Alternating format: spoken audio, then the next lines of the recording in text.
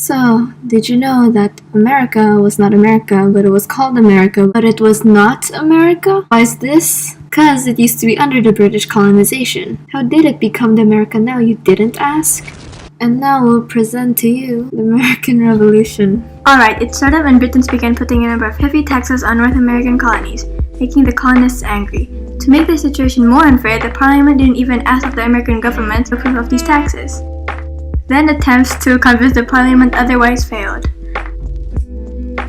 Thus, a sequence of violent events occurred. Number 1. Boston Massacre. Okay, so colonists tried to protest in Boston, Massachusetts, so the Parliament sent troops to Boston to keep order.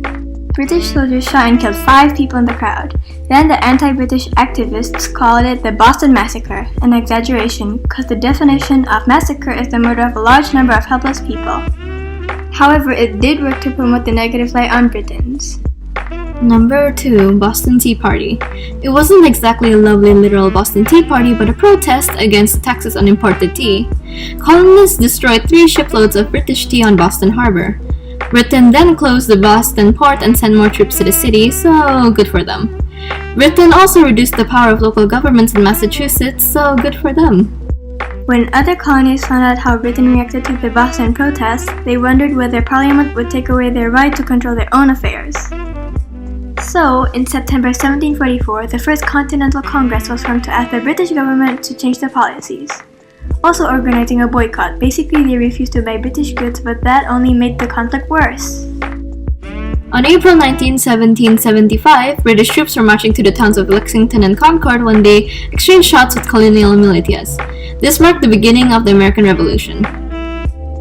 As Britain had ignored the demands of the First Continental Congress, a year after the Second Continental Congress was forged. This time they were determined to declare independence from Britain.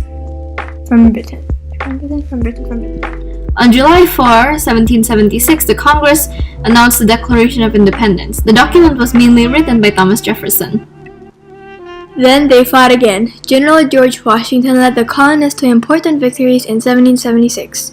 The Battle of Saratoga in October 1777 convinced the French government that the colonists could defeat Britain. Then they formed an alliance together as the French also hated Britain. Then, in the Battle of Yorktown, French soldiers and American soldiers both cornered British troops, making them surrender. You know what that means? The end. No, America is America.